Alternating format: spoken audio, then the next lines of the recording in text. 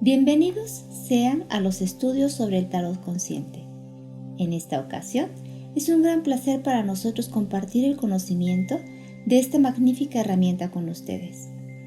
Nos encontramos en una primera sesión de un curso que consta de 22 módulos, así como los arcanos del tarot. Cada módulo lo solemos abordar en diferentes sesiones.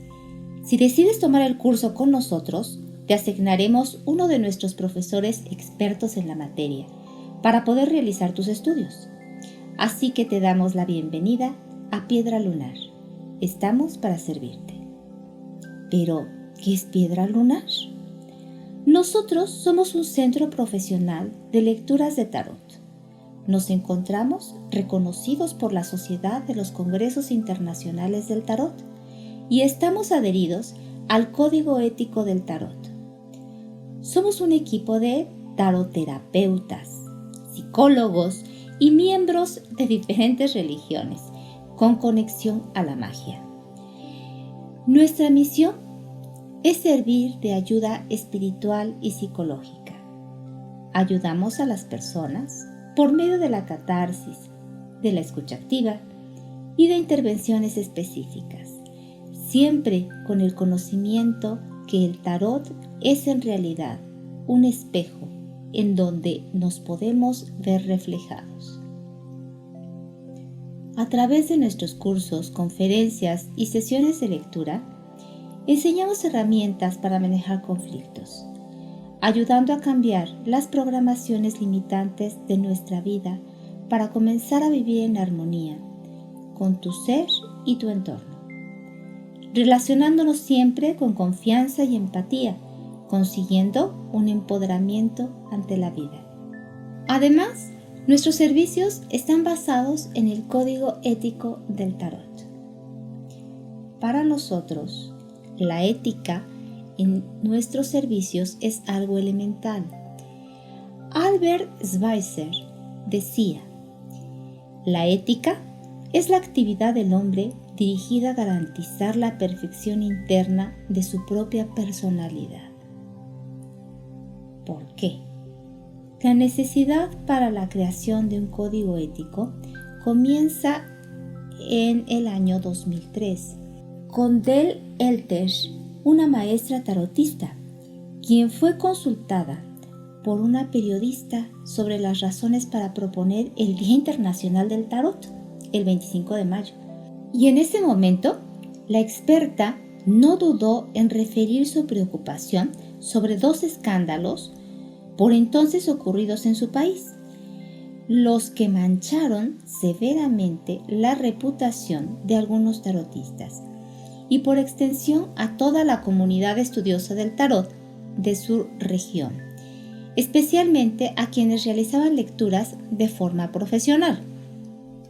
Posteriormente, después de mucho pensar, se creó una mesa redonda para discutir sobre el tema en el marco del primer Congreso de Tarot realizado en Barcelona el 25 de febrero del año 2012. Entre las conclusiones, se llegó a la conveniencia de disponer de un código ético del tarot, a través del cual los profesionales de este sector tuvieran una pauta de referencia y los usuarios dispusieran de un compromiso de calidad. Repetiremos las palabras utilizadas en aquel primer congreso de tarot. Nunca estas cartas han sido tan conocidas y utilizadas, y sin embargo, en los últimos años se ha generado una imagen negativa que no se corresponde con la realidad.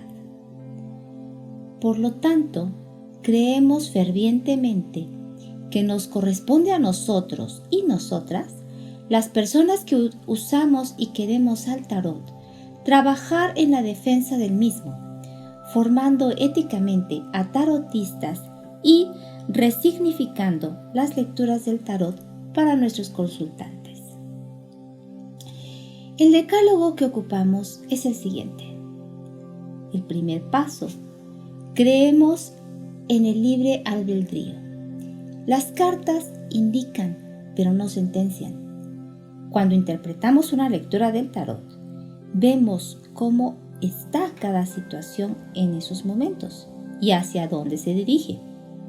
A partir de ahí, es el propio consultante quien decide si va por este camino o por el otro.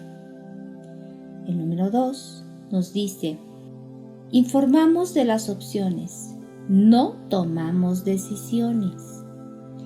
Delante de cualquier decisión del o de la consultante, nosotros informamos, pero es la persona quien debe decidir hacia dónde quiere ir, cómo y cuándo. Eso sí, nosotros debemos informarle de qué es lo que puede encontrarse en cada camino. El número 3 nos dice que respetamos las maneras de pensar y hacer. No juzgamos. En ningún caso emitiremos juicios internos del o de la consultante. Cada uno tiene sus razones y nadie es peor ni mejor. Nosotros no sabemos cómo actuaríamos en esas mismas circunstancias y con las mismas experiencias del otro. Número 4. Ayudamos a aprovechar y a sacar el máximo partido de los potenciales del o de la consultante y de cada momento. Los oráculos son herramientas con las que podemos ayudar y guiar muy bien a los demás. Una de las maneras es fomentar los potenciales y recursos que todos tenemos y que muchas veces no vemos o no somos conscientes. Y cuando vemos un buen momento en cualquier ámbito, trabajo, sentimientos, dinero, crecimiento personal, etc., debemos hacer que él o la consultante lo aproveche al máximo. Número 5. Cuando vemos una dificultad, sea la que sea, pequeña o grande, siempre debemos avisar a nuestra o nuestro consultante y orientarlo o orientarla positivamente sin asustar.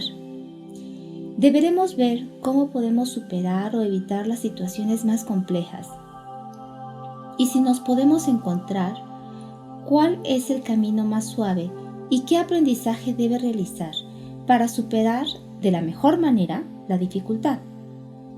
Nunca seremos deterministas ni negativos, ya que esto solo inquietaría más a nuestro consultante y empeoraría la situación.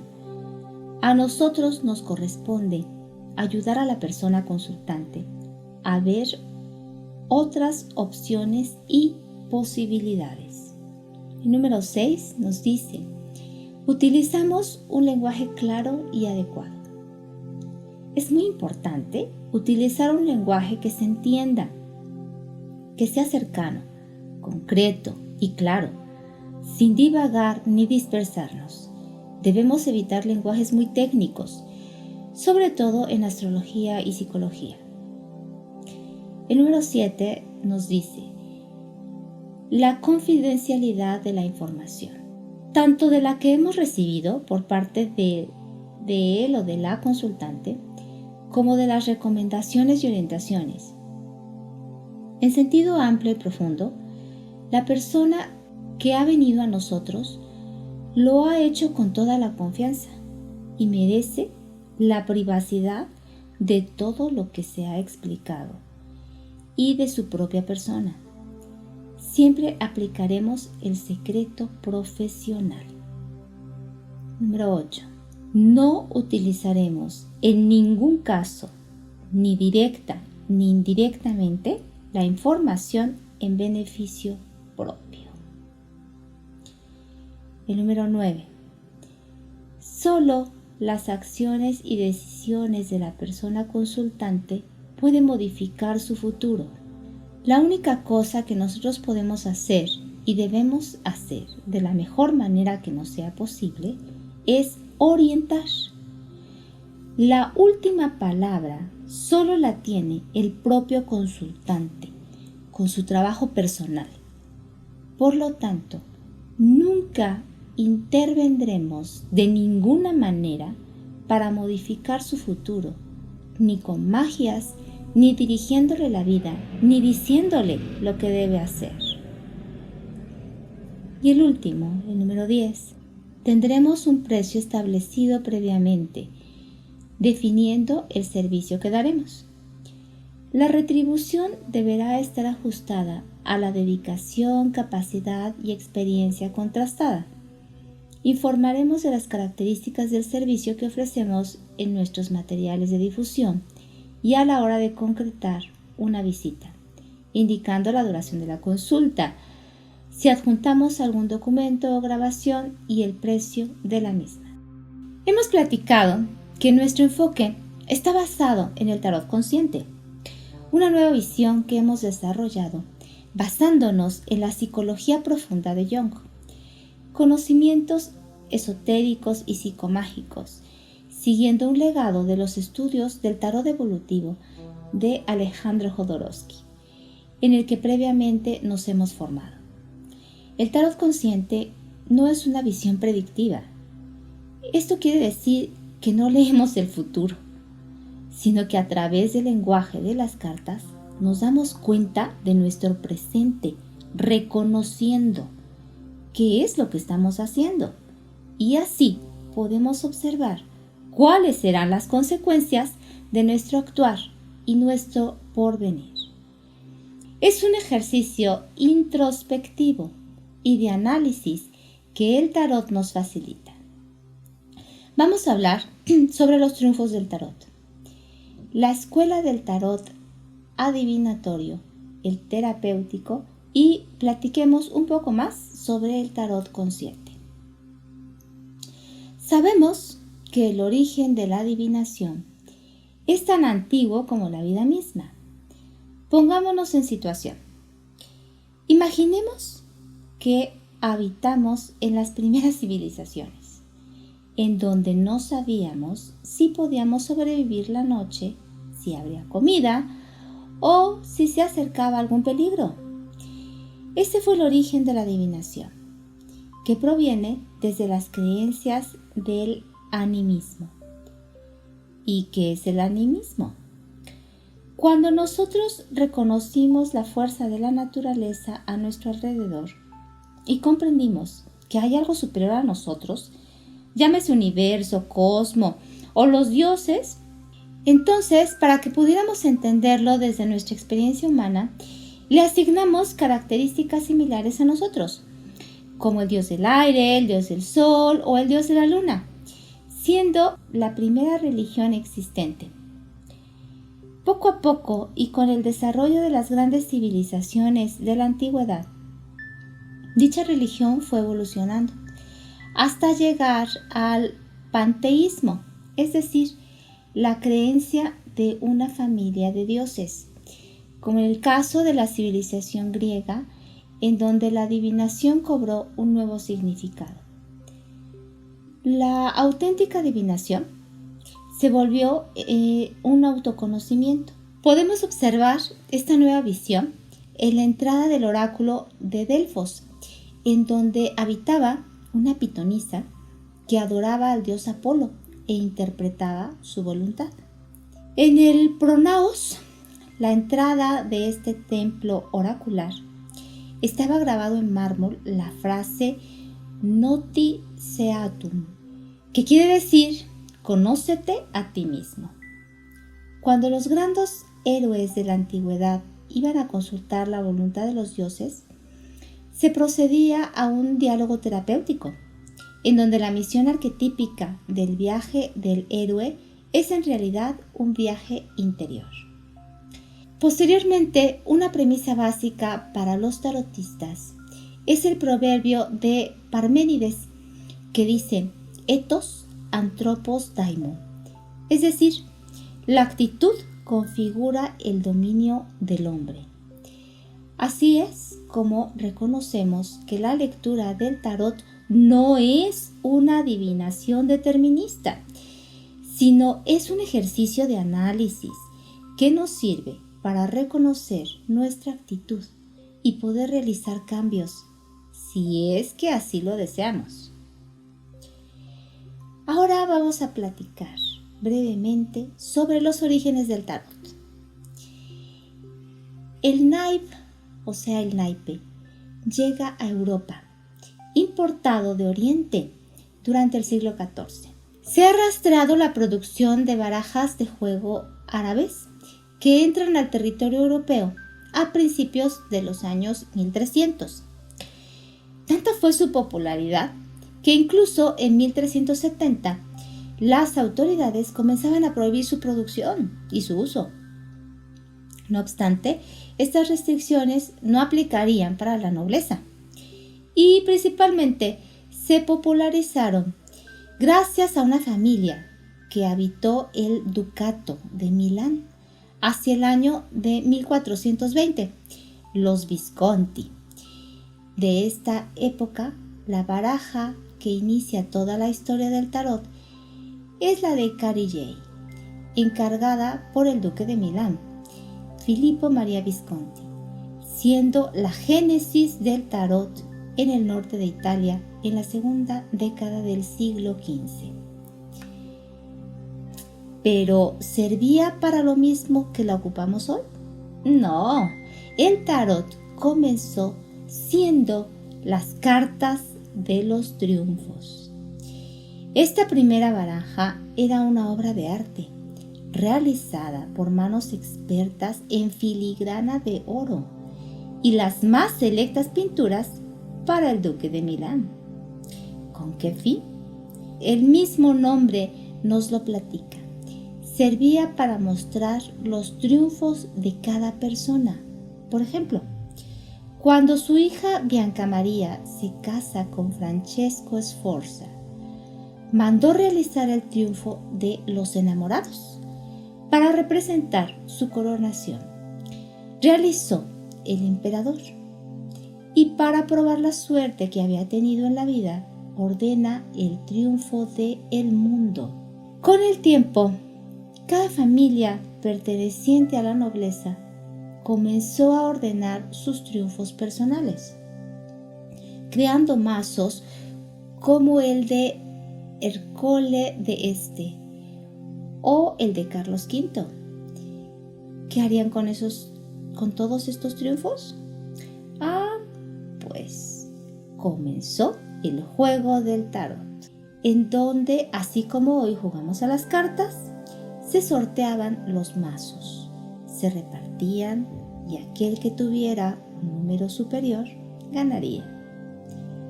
Pero los triunfos, al ser de una categoría más alta, superarían a las cartas numeradas. El juego pareció ganar en importancia en el año 1450 y fue un año de jubileo en Roma, lo que implicaba muchas festividades y movimiento de peregrinos. Hasta este momento, todos los documentos relevantes apuntaban a un origen de las cartas en la clase alta de la sociedad italiana, específicamente las Cortes de Milán. La idea original era, además de la modificación del juego, construir un sistema particular de enviar mensajes de diferente contenido. Los primeros ejemplos conocidos exhiben ideas filosóficas, sociales, poéticas, astronómicas y heráldicas. Su producción también acompañaba celebraciones de aquellos que los encargaban.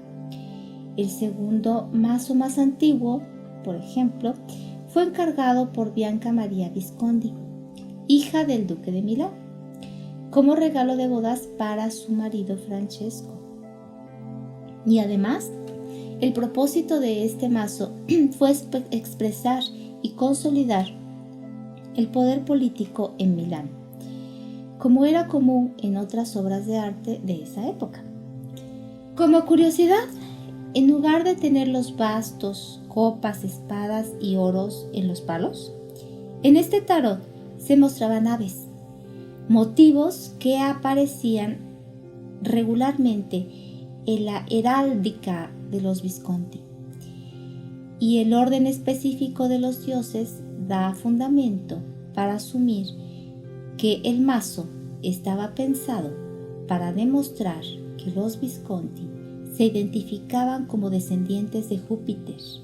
Al ser obras de arte realizadas con gran detalle, durante mucho tiempo las cartas de tarot permanecieron como un privilegio de la clase alta, hasta que las técnicas de la imprenta, como la xilografía, permitieron la comercialización en masa de los juegos del tarot, que fueron un éxito en las casas de apuesta y las tabernas locales. La Iglesia Católica y la mayoría de los gobernantes civiles, al darse cuenta que el dinero de los contribuyentes y los feligreses iba a parar fuera de su control, comienza a prohibir el uso de dichos juegos, creando así la leyenda negra del tarot.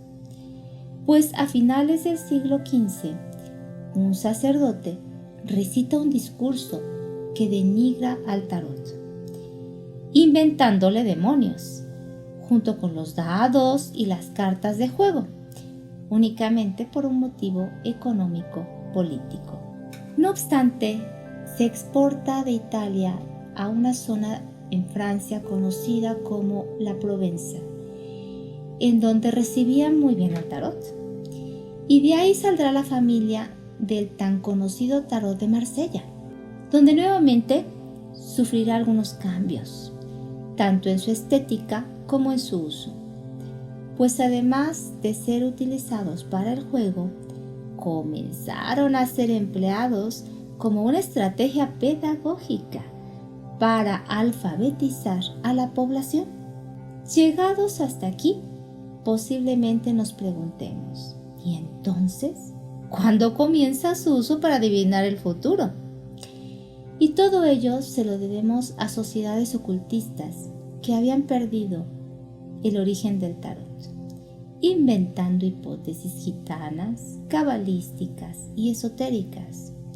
En específico, los primeros tarotistas que ocuparon y escribieron manuales para la adivinación del futuro por medio del tarot fueron Jean-Baptiste Alliot, Antoine Cordeguebelin y los fundadores de la Orden Hermética de la Aurora Dorada, quienes deformaron el uso hasta ese momento descubierto que cada arcano representaba algo específico en nuestra vida, aunándolo con un conocimiento agnóstico, esotérico, alquímico y cabalístico. Por lo tanto, el tarot no siempre fue usado para la adivinación. De estas órdenes surgen estudiosos como Eliphas Levi, Aleister Crowley, Arthur Edward White y Pamela Coleman Smith. Estos últimos hicieron un nuevo tarot, que es el estándar hoy en día, publicado por la editorial Reader. El siglo pasado, creando el tarot Rider Waite Smith.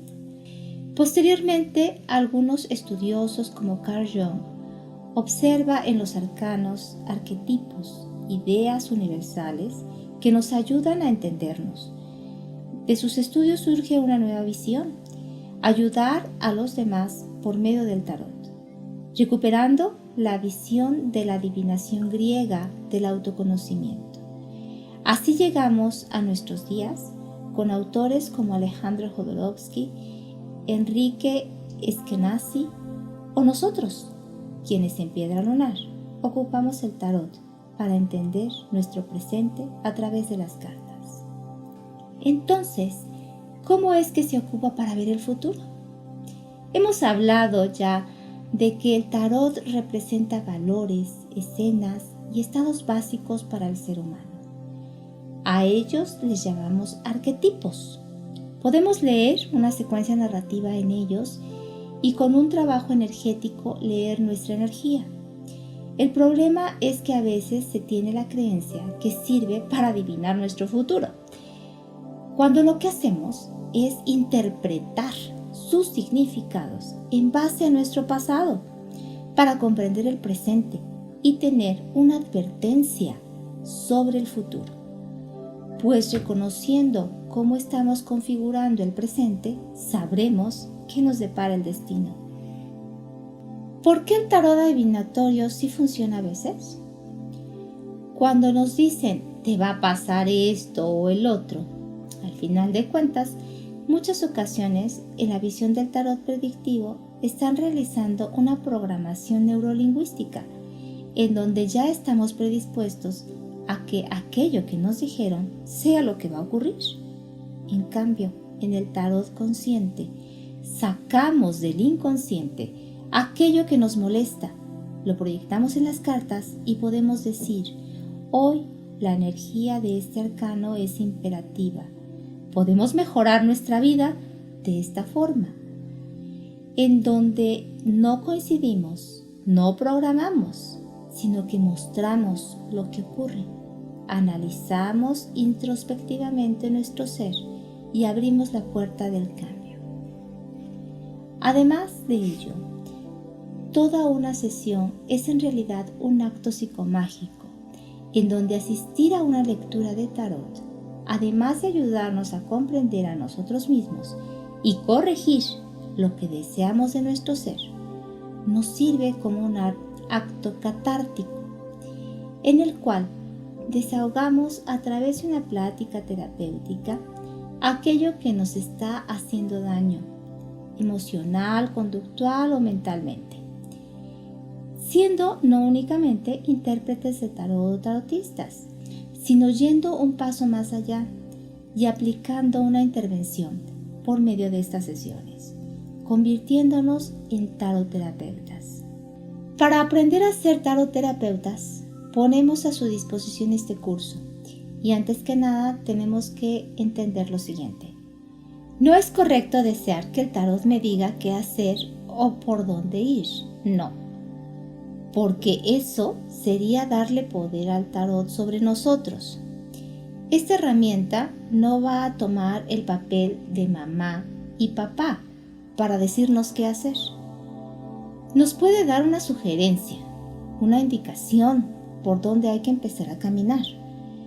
Pero si yo le digo qué tengo que hacer, no me va a funcionar, porque me saldría de mi propia responsabilidad y la delegaría al tarot o al tarotista. Por ende, creemos que hay 4 valores fundamentales para el estudio formal del tarot: ética, disciplina, compromiso y responsabilidad. Hablando ya directamente sobre las características de este curso, estará dividido en 22 módulos, cuya duración aproximada es de 6 horas por módulo, en donde abordaremos a fondo la historia del tarot y de cada arcano, de donde surge su filosofía e iconografía antiguas, dando un paseo por cada mazo de la antigüedad. Realizaremos estudios arquetípicos que nos mostrarán cómo es cada arcano en realidad. Veremos la estructura general del tarot, su simbología, la numerología, los aspectos esotéricos de él, como la consagración del mazo y el uso dentro de las doctrinas de la alta magia, culminando con su significado y diferentes tipos de tiradas que se le pueden realizar. Adicionalmente, habrá módulos opcionales, lecturas complementarias y ejercicios de reforzamiento para entender cada arcano. Por ejemplo, podríamos aprender los aspectos básicos de la cábala, de la numerología pitagórica, la historia de los juegos de cartas y los aspectos místicos del tarot. Cada sesión es individual para asegurar un aprendizaje completo de esta disciplina. Realizamos las clases vía Zoom con un costo de $60 por mes. Cada mes incluye 8 horas de clase repartidas en 4 sesiones por mes. Esperando que la información que hoy presentamos te sea de utilidad, quedamos a tu disposición para mayor información e inscripciones a nuestro curso, recordándote que somos el Centro de Lecturas Profesionales de Tarot, Piedra Lunar, Psicomagia y Esoterismo. Puedes encontrarnos en nuestro WhatsApp en el número +34 61 12 28 0 6 7. Nuestro Instagram es @piedralunarpsicomagia junto y nuestra página web es www.piedralunar.com.mx. Estamos para servirte.